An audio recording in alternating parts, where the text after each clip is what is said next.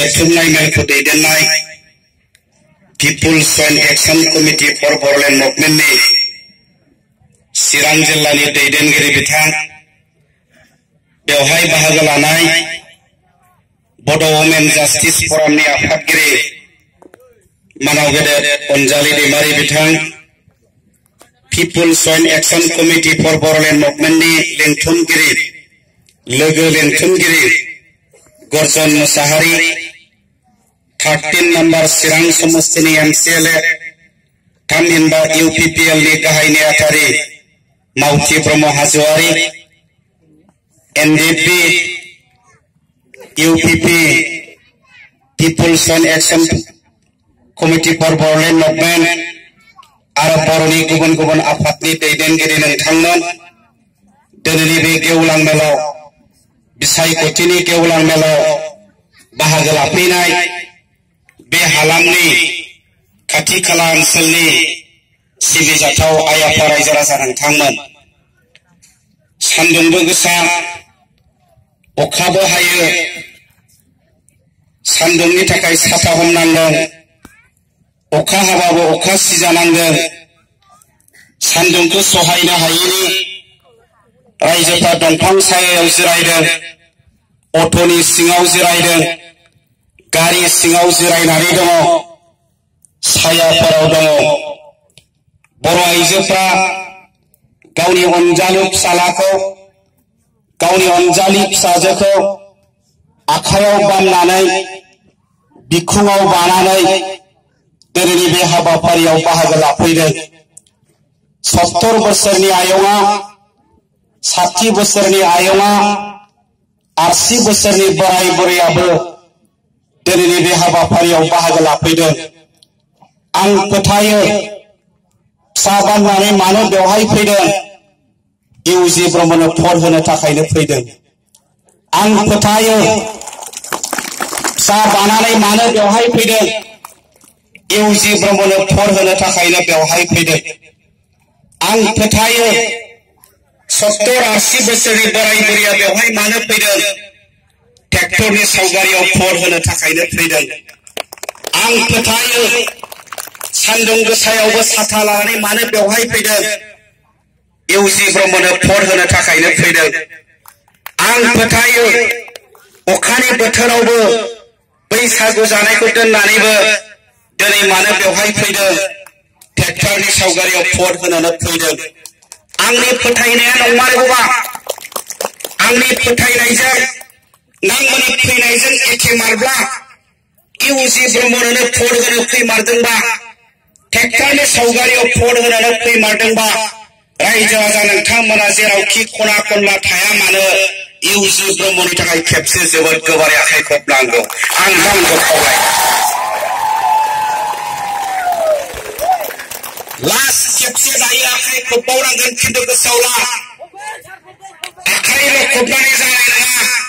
गोसो गोरबोआबो खबफानांगोन बिखायाबो खबनांगोन आखाइल' खबनानै जानाय नङा मानगोनां रायजो राजा नोंथांमोन बयनिबो आखाइयाव स्मार्ट मबाइल दङ बे आखाइनि स्मार्ट मबाइलाव जायफ्रा इउटुबाव नायबाय बैसागुनि आवगाय सानथाम आवगाय बयबो नुदों जानो हागौ क'क्राझार सराइबिलाव जमदुवार सराइबिलाव क'क्राझारनि सासे बिटिसिनि मृत्युन्जय बसुमतारिया सराइबिलाव BPFनि प्रमेला रानी ब्रह्मनि थाखाय मिटिं लिंनो होदोंमोन PCDC चेयारमेनखौ बिथाङा फैसा रानबाय फैसा बाहायबाय गारिबो हमबाय गोबां रायजोफोरखौ लिंबाय मिटिंआव थांनांगौ बेनि थाखाय फैसाबो रानबाय समा जाबाय मिटिंनिया सानै साथामबो फैयासै सासेबो फैयासै मिटिंआ फेलें सराइबिलाव बेलासियाव रागा जोंनानै खुख्रि लानानै सराइबिल बाजाराव मानसिफोरखौ दाननो नागिरबाय दाननोलाय बहा हानो खुमब्रा फाननायखौ दानस'लांबाय जोगोनार फाननायखौ दानस'लांबाय थाइबेंफोरखौ दानस'लांबाय मैगंफोरखौ दानस'लांबाय दखानफोरखौ जोसारलांबाय बेनिखायनो आं बुंनो नागिरो नोंथांमोन प्रमेला रानी नायब BPF थाखाय दिनै रायजोफ्रा भट होनो थियारि नङा बेयो दिनै फोरमान आरो रायजो राजा नोंथांमोन बिसायख'थिया 2014 आवबो जादों बिसायख'थिया 2015 आवबो जादों बिसायख'थिया 2016 आवबो जादों 2019 आवबो जानो थांगासिनो दङ 2014 नि बिसायख'थियाव बै समनि BPPA डाबल किया दाबायदि बोथोराव बिसायख'थिनि मेल खालामनो हायामोन साबेसे गावफ्राम जासिगौमोन अफिस बुख्रुब जासिगौमोन सोरनि न'आव अन्थाइ खुबैसिगौमोन सोरखौ दम होसिगौमोन दिनै नोंथांमोन क'क्राझार दुलाराय क'क्राझार जिल्लायाव मानसि गावथारनायखौ बाद दोन मानसि गावफ्रामनायखौ बाद दोन सिगिनायखौ बाद दोन अफिस बुख्रुबनायखौ बाद दोन दुलाराय बर' ओनसोलाव गुबुन हारिनि ओनसोलाव UPPF CNDP उदाङै मिटिं खालामगासिनो दं बाक्सा जिल्लायाव 2014 आव 2015 आव 2016 आव गोबां मानसिया सोलायफुजादों गोबां मानसिया गावफ्रामजादों गोबां बिसायख'थिनि अफिस बुफायदों गोबां मानसिनि न'आव अन्थाइ खुबैदों गोबां मानसिखौ दम होदों देग्लाय 2019 नि बिसायख'थियाव मानसि गावनायखौ बाद दोन मानसि गावफ्रामनायखौ बाद दोन इलेक्शन अफिस सावनायखौ बाद दोन अन्थाइ खुबैनायखौ बाद दोन एबसु NDP आरो UPPF उदाङै मिटिं खालामगासिनो दं दुलाराय ओनसोलाव बेनिखायनो रायजो राजा नोंथांमोन मानसिफोरनि सिन्ताया दिनै फुरा सोलायफैबाय बर'नि गुबुन गुबुन आफाद एबसुआ मदद होदों UPP नि हानजा उरखावग्रा ब्रह्मखौ NDP आ मदद खालामदों joint people's joint action committee for Bodoland मुभमेन्टआ मदद खालामदों बेनि अनगाबो मानसिफोरा सानोमोन रेल होबथानायाव रन्जन दैमारिया मानो फैया राजा लामा होबथानायाव रन्जन दैमारिया मानो फैया सुबुं गमा फालिनायाव रन्जन दैमारिया मानो फैया NDP नि गुबुन मोनसेया मानो फैया मानसिफ्रा सोङोमोन बिथाङा दिनै जातिनि सार्थआव बड'लेण्डनि सार्थआव जेलाव थाबाय नाथाय बिथांमोना दिनै थांखि लाबाय बड'लेण्ड समस्याखौ समाधान खालामनांगौनि थाखाय क'क्राझार लकसभा समस्तियाव उरखावग्रा ब्रह्मनो भट होनो बिथांमोनाबो थांखि लादों बड'लेण्ड जास्टिस फराम मानावगिरि राथोरगिरि बिथाङा दिनै जोंजों दङ बड'लेण्ड जास्टिस फरामाबो दिनै थांखि लाबाय बड'लेण्डजों लोगोसे बर'फोरनि गुबुन गुबुन जेंनाफोरखौ सुस्रांनांगौनि थाखाय क'क्राझार लकसभा समस्तियाव UPPL नि केन्डिडेट उरखावग्रा ब्रह्म साफ्रोम रायजोफ्रा भट होनांगौ होननानै बिथांमोननि आफादाबो थांखि लाबाय बेनिखायनो फोसावगिरिनो बिथांमोनाबो बाहागो लाफैदों BBC बड' बेप्टिस्ट चार्च BBC बिथांमोनाबो थांखि लाबाय बड'लेण्डजों लोगोसे बर'नि गुबुन गुबुन जेंनाफोरखौ सुस्रांनांगौनि थाखाय क'क्राझार लकसभा समस्तियाव उरखावग्रा ब्रह्मनो भट होनो थाखाय बिथांमोननि आफादाबो थांखि लाबाय रायजोफोरखौ खावलायबाय दुलाराय बाथौ गौथुमाबो मेल जानानै थांखि लानायजों लोगोसे फोसावलाय हगारबाय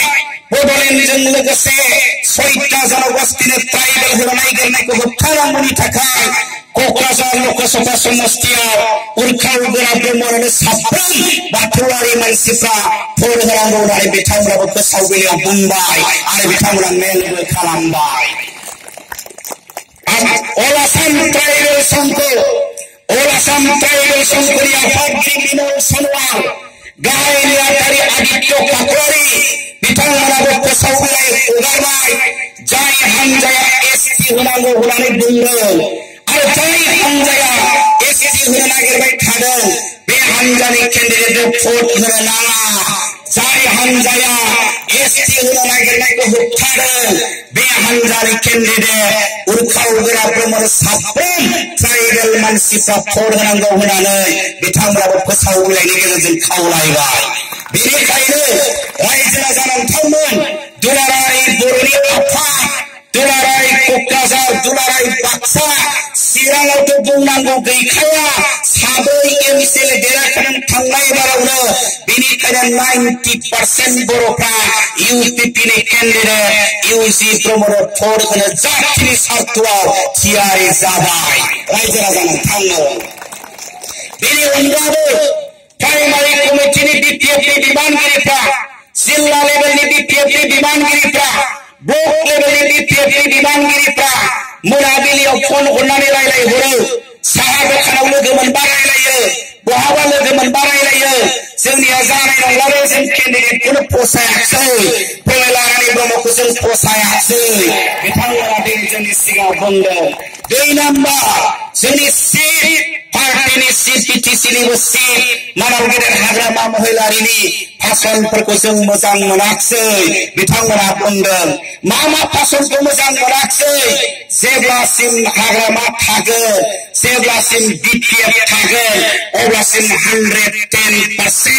बड'लेण्ड जाया होननायखौ जोंबो मोजां मोनाखिसै बिथांमोना दिनै बुंदों गुबुन मोनसे आरोबाव दाखालिबो बुंबावबाय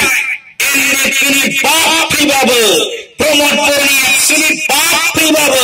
जेरैखि जाया 6टा जनगोष्ठीनो जों ट्राइबेल होसिगोन होननायखाय दिनै जोंबो गाज्रि मोनबाय बेखायनो आं ओंखाराबाबो आंनि फिसानि आंनि न'खरनि आंनि परियालफ्रा उरखावगोरा ब्रह्मनोसो भट होगोन होननानै बिथांमोनाबो दिनै जोंजों रायलायदों बेनिखायनो गोबां बिपिएफनि बिबानगिरिया गोबां एक्सकेएलटी बिथांमोना दिनै सिरि थानानै दं आरो जातिनि सार्थआव उरखावगोरा ब्रह्मनोसो दिनै भट होनो थाखाय थियारि जानानै दं बेखायनो रायजो राजा नोंथांमोन बिपिएफनि सोद्रोमा नोंथांमोन बिपिएफनि बिबानगिरि नोंथांमोन बिपिएफनि मददगिरि नोंथांमोन आरो भटार पार्टी इन्टारनेशनेलनि बिबानगिरि नोंथांमोन जातियानो बयबो खौसे जाबायबा जातियानो खावलायबायबा बड'लेण्डनि समस्याखौ समाधान खालामनांसिगोनब्ला आरो 6टा जनगोष्ठीखौ एसटी खालामनो नागिरनायखौ जेरैखिजाया होबथानांसिगोनबा मानो बिपिएफ जाबावनो मानो प्रमिलानो बेसेन गोसा भटखौ होनानै नस्थ' खालामबावनो मानो बिपिएफ जाबावनो राजेश नार्जारिनो भट होनानै मानो बेसेन गोसा भटखौ माने नस्थ' खालामबावनो सम थानायावनो सानब्रैल' दंसै जोंनि आखायाव बिपिएफ पिपिआइ बयबो इउजि ब्रह्मनो भट होनो आवगायबोनो जों नोंथांमोनखौ खावलायगोन जों नोंथांमोनखौ खावलायो मानो रंजन दैमारिजों लोगोसे 6 जन एनडिपिनि लिडारफ्रा दिनै थैजासिम जेलाव साजा होजानायनि जेलाव जोबजाबाय सोरनि थाखाय बड'लेण्डनि थाखाय सोरनि थाखाय बड'लेण्डनि थाखाय गायरिया गावथार जादों हेलेनाया गावथार जादों सोरनि थाखाय बड'लेण्डनि थाखाय बर' आइजोफ्रा खाफालनि सिन्दुर खोमोरनांदों रान्दि जानांदों सोरनि थाखाय बड'लेण्डनि थाखाय गहपुराव न' सावदों 5 शनिबार दानथार जादों सोरनि थाखाय बड'लेण्डनि थाखाय बे बड'लेण्डनि जेंनाखौ सुस्रांनो थाखायसो दिनै एबसुआ दिनै जयेन्ट एक्सनआ दिनै एनडिपिआ आरो इउपिपिआ जों बिसायख'थियाव ओंखारदों दंग' बानायनो थाखाय सुइस गेट बानायनो थाखाय लामा बानायनो थाखाय स्कुल कलेज लुनो थाखाय जों बिसायख'थियाव बाहागो लायाखै रायजो राजा नोंथांनो बड'लेण्ड मोननो थाखायसो जोङो बिसायख'थियाव बाहागो लादों मानोना बड'लेण्डनि जेंनाया दिनैसिम 52 बोसोर जाबाय 52 years जाबाय 52 बोसोर जाबाय दिनैसिमबो बे जेंनाया सुस्रांजायाखै बारे बारे जोंनि लिडारफोरा भारतनि नखर मन्त्रि राजनाथ सिंहजों सावरायदों नोंथांमोना बड'लेण्ड दियो आन्दोलनबो खालामो नाथाय नोंथांमोननि एमएलए मदद खालामा नोंथांमोना बड'लेण्ड दियो नोंथांमोना आन्दोलन खालामो नाथाय नोंथांमोननि एमपिआ बड'लेण्ड दिया बड'लेण्ड सापर्ट खालामा बेनिखायनो बुंदों बिसायख'थियाव देरहानानै फै होनबा नोंथांमोन बड'लेण्ड नाङा होनब्लानो भट होनानै जुदि प्रमिला रानी ब्रह्म देरहालाङोबा जों बुजिबाय बर'फोरनो भट माने बड'लेण्ड नाङा जुदि बड'लेण्ड बिग्रानो भट होनानै इसी ब्रह्मआ देरहालाङो होनबा जों बुजिबाय बर'फोरनो बड'लेण्ड नांगौ राजजाथिङा भारत सरकारा बेखौनो नेनानै दं 23 तारिख बिसायख'थिनि उनाव 23 मेआव नेनानै दं बर'फ्रा बड'लेण्डजों दं ना बड'लेण्ड नाङा होननायजों दं सोरजों दं नोंथांमोना सोरजों दं जों सोरखौ देरहाहोनो बड'लेण्ड नाङा होनग्राखौ देरहाहोनो ना बड'लेण्ड नांगौ होनग्रानो जों नांगौ होनग्राखौ जों देरहाहोनो बेनिखायसो एबसुआ राजनीतिआव आखाइ होदों बेनिखायसो एनडिएफबिआ राजनीतिआव आखाइ होदों बेनिखायसो जय एक्शन कमिटिआ राजनीतिआव आखाइ होदों सुइस गेट बानायनो थाखाय नङा 1991 आव 1991 मायथाइयाव बै समाव बिपिएफबो गैया इउपिपिबो गैया थोंजोंनो एबसुआ बिसायख'थियाव बाहागो लादों 9 जन एमएलए देरहादों सासे एमपि देरहादों एमपिआ दिल्लीयाव बुंदों एमएलए दिसपुराव बुंदों बोसोरनैनि उनाव बड'लेण्ड अट'नमास काउन्सिल जादों बेखौ उनाव रेजेक्ट खालामफिनदों बेनि उनाव 2001 आव फिन बिसायख'थि फैदों बिपिएफबो गैया इउपिपिबो गैया थोंजों एबसुआ बिसायख'थियाव बाहागो लादों सासे एमपि देरहादों 10 जन एमएलए देरहादों बोसोरनैनि उनाव बिटिसि जादों होनबा जोंनि आखायाव एमपि थायोब्लासो बड'लेण्डनि जेंनाया सुस्रांजागोन बेनिखायनो नोंथांमोन जोंनो एमपि नांगौ जों बिसायख'थियाव देरहानांगौ बेनिखायसो दिनै जों बिसायख'थियाव बाहागो लादों सुइस गेट खालामनो थाखाय नङा लामा खोनो थाखाय नङा जातिनि स्वार्थआव जों बिसायख'थियाव बाहागो लादों गुबुन मोनसेया जाबाय जोङो 6टा जनगोष्ठीखौ एसटि होनो मोना होननानै बुंदों जाय होबथानायनि आन्दोलनाव रायजो राजाफ्रा बाहागो लादों टर्च लाइट रेलियाव बाहागो लादों गुवाहाटी सोनापुरनि रेलियाव बाहागो लादों जिल्ला अफिसनि मोखांनि धरनायाव बाहागो लादों महकुमानि दरखं मोखां खालामनाय आन्दोलनाव बाहागो लादों आसाम बन्द होनायाव बाहागो लादों 13 तारिख फेब्रुवारिसिमाव एबसुनि आफादगिरि प्रमद बर' एनडिएफबिनि गाहाय नेताय गोविन्द बसुमतारी पार्लियामेन्ट हाउसनि 1 नम्बर गेट 2 नम्बर गेटआव गसंना थानानै खुलुम एमपिफोरखौ खावलायदों मारावगिरि पेन्टा हाउस सिङाव हाबनानै 6टा जनगोष्ठीनो एसटि होनो नागिरनाय बिलखौ होबथा जोंनि दैदेनगिरिफ्रा खुलुमनानै खावलायदों बेलासियाव जों खौरां मोनबाय एसटि होनायनि बिला फैयाखै बाजेट सेसना जोबबाय जों खुसि जाथ'बाय जों रंजाथ'बाय सानथामनि उनाव बिजेपिनि प्रेसिडेन्ट अमित शाहआ गुवाहाटीयाव फैनानै बुंबाय जों बिसायख'थियाव देरहाफिनगोन नरेन्द्र मोदीआ प्राइम मिनिस्टार जाफिनगोन आरो जों आसामनि 6टा जनगोष्ठीखौ ट्राइबेल खालामनानै होगोन होननानै बुंलांफिनबाय कंग्रेसनि आफादगिरि राहुल गान्धीआ फैनानै बुंबाय आसामनि 6टा जनगोष्ठीया जोंनो भट हो जोंखौ देरहाहो सरकार दाहो जोङो 6 मासनि गेजेराव आसामनि 6टा जनगोष्ठीनो एसटि होगोन राहुल गान्धीआ बुंबाय बिटिसिनि हाग्रामा महिलारिया बुंबाय 6टा जनगोष्ठी एसटि होनाया फाइनाल जों बेखौ होसिगोन होनबा दिनै एसटि होनायनि दरजाया खुला जानानै दं बेखौ सोर होबथागोन जों राजारामायाव आन्दोलन खालामगोन जों धरना होगोन जों आसाम बन्द होगोन बेजोंनो जाजोबनाय नङा जोंनि केन्डिडेटआ देरहालांनायनि उनाव दिल्ली पार्लियामेन्टआव बेखौ होबथाथारनांगोन होनबासो बे थांखिया जाफुंगोन रायजो राजा नोंथांमोन एसटि होनाया जायोबा मोनब्रै बाथ्रायाव गिलुबालु जाखुवा दङ 1 नम्बर सेंग्रा सिख्लाफोर फरायसाफोर खोनासं साबधान जा एडमिसन मोननाय नङा डिपिएस दिल्ली पाब्लिक स्कुल एडमिसननि थाखाय 10% रिजार्भ खालामनानै दोनदों ट्राइबेल मानसिनो DPS Delhi public school Navodaya central school engineer college medical college cotton college university गुबुन इन्स्टिट्युसनफोराव 10% कोटायाव जोंनि एडमिसनखौ राजबंशिया ट्राइबेल जायोबा लागोन आदिवासिया ट्राइबेल जायोबा लागोन आहमा ट्राइबेल जायोबा लागोन जों बहा एडमिसन मोनगोन जों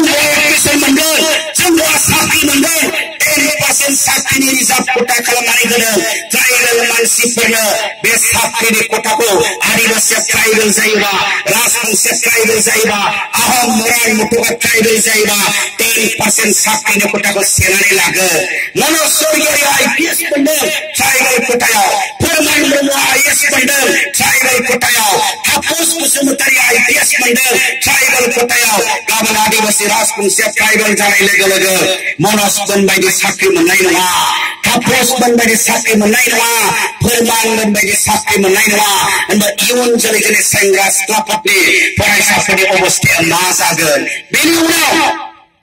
Kokrajhar Lok Sabha seat tribal reserve, सोनाब क'क्राझार, सानजा क'क्राझार, सिडली समष्टि, उदालगुरि समष्टि, फानेरि समष्टि, सापागुरि समष्टि, बरमा समष्टि, बियो एसटी रिजार्व। गाबोन आदिवासिया ट्राइबेल जायोबा बेयाव इलेक्शन गेलेगोन, राजबंशिया ट्राइबेल जायोबा बेयाव इलेक्शन गेलेगोन। जों बहा एमएलए जानो, जों बहा एमपि जानो, जों बहा मन्त्रि जानो, चन्द्रआ बहा मन्त्रि जानो? जुदि बे समष्टिया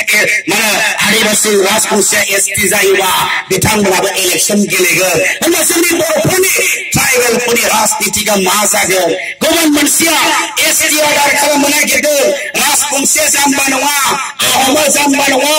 आदिवासिया जाम्बा नङा। आदिवासिनि थाखाय मोनथाम स्टेट दंखायो भारतआव, झारखण्ड, छत्तीसगढ़, उड़िष्या।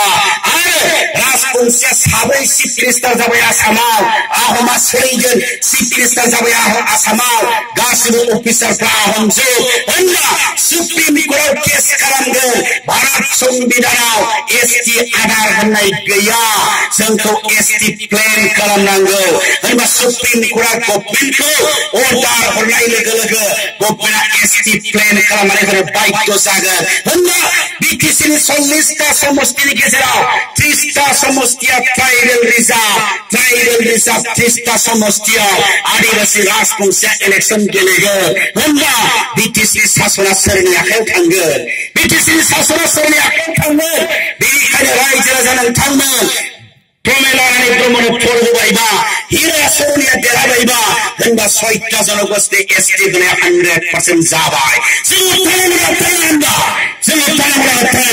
तो बेनिखायनो जोंनि केन्डिडेट इउसि ब्रह्मखौ जों देरहासार खालामनांगोन। बेखायनो रायजो राजा नोंथांमोनखौ खावलायबाय, बयबो थियारि जायो, बयबो खौसे जायो। प्रमेला रानी ब्रह्मनि बाथ्रा बुंनि,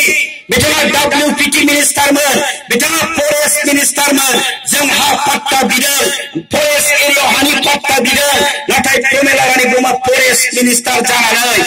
कसुगावनि लंसुङाव फरेस्टआव न' लुनानै थानायफोरखौ JCBजों एरखुवाखै, इभिक्सन खालामदोंना खालामाखै?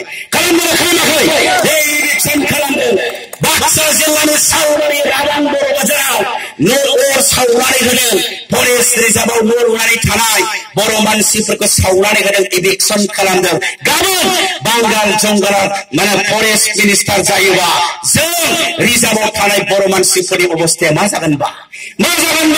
जोंनि मानसियानो बिदि खालामोबा? गुबुन मोनसे बिथाङा WPT मिनिस्टारमोन, दाबो सन्दना WPT मिनिस्टारा बर' जालायनानैबो बेवहाय कलेज फरायनाय, इउनिभार्सिटि फरायनाय, हायार सेकेन्डारि फरायनाय जोंनि फंबायमोन बिनानावमोन दंफैयो। स्कलारशिप मोनदोंना? जाजोब्बाय। जों मोनबोदोंमोन स्कलारशिप, दिनै ट्राइबेल मिनिस्टारा बर',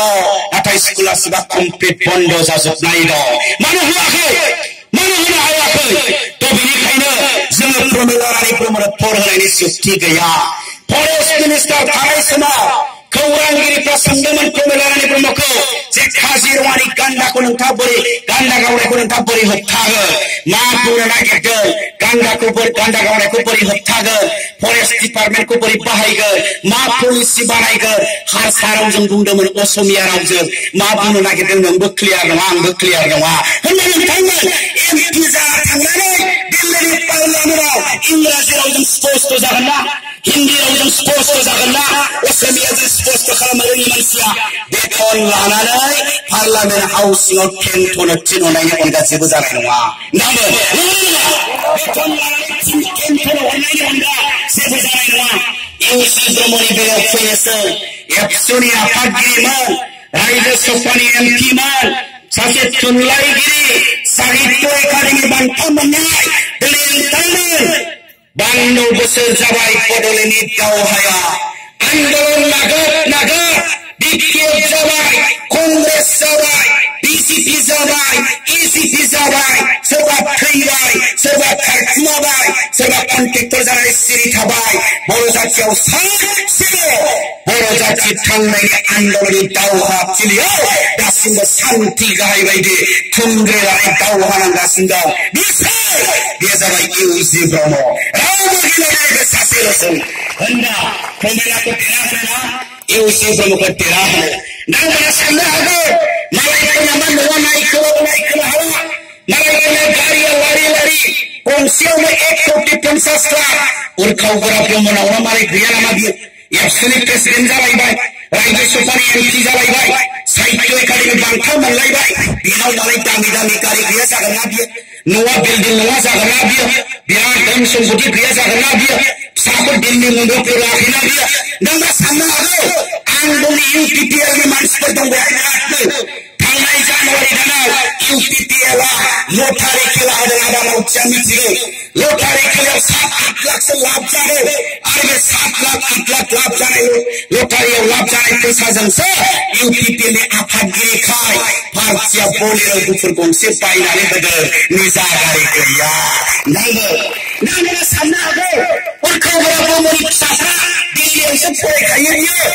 सादा सिदा इउएन एकाडेमियाव बर' मिडियामाव फरायो बिथांनि फिसाजोआ दिल्लीयाव फराया आरो बिथाङा बिल्डिंबो न' गैया क'क्राझाराव डन बस्क स्कुल खाथियाव गेगे न' गंसे दङ होनबा बेबायदि जाथिनि थाखाय गावखौ सेक्रिफाइस खालामग्रा गावखौ बावसोमग्रा जाथिनि थाखाय बिल्डिंआ गिदिर खोथा नङा जाथियासो गिदिरसिन जाथिनि थाखाय गारि मटर गिदिर खोथा नङा जाथियासो गिदिरसिन जाथिनि थाखाय दिल्ली मुम्बाइआव फिसा फरायनाया गिदिरसिन बाथ्रा नङा जाथियासो गिदिरसिन सोर सानदों कमरेलाया सानाखै इउसि ब्रह्मआसो सानदों नोंथांमोन उरखाव गोरा ब्रह्मआसो सानदों दा बेनिखायनो बेबायदि मानसिखौ दिल्लीयाव थिनहरनो हायोब्ला एमपि खालामनानै हरनो हायोब्ला बर' हारिया लाब दं बेनिखायनो नोंथांमोना बिथांखौ मदद खालामनांगौ दा बिटिएफआ बेबायदि मिटिं खालामनो हायाखै दिनै बिजिनियाव सर्बानन्द सनवाल फैदों कलेज फिल्डआव मानसिया नै बेसेबांबो गैया बर' मानसियासो गैखाया बाङालिफोर मोनगौबा बिजिनि टाउनावनो लादोंमोन सिएम सर्बानन्द सनवाला बाहागो लाफैदों नाथाय मानसियानो गैया नोंथांमोन दिनै मिटिं खालामनो हायाखै बिटिएफआ नोंथांमोननि मिटिं खालामदों नामा दिनै खालामनो हायाखै दा मिटिं खालामनो हायाखैबाबो देवानिगिरिफ्रा प्राइमारिनि बिबानगिरिफ्रा चेयारमेनफोरा मरायाव फैसा लानानै न' गिदिंगोनो गावबुरानि न'आव गामिनि प्रेसिडेन्टनि न'आव आइजोफोरनि न'आव क्लाबनि प्रेसिडेन्ट सेक्रेटारिफोरनि न'आव दा नोंथां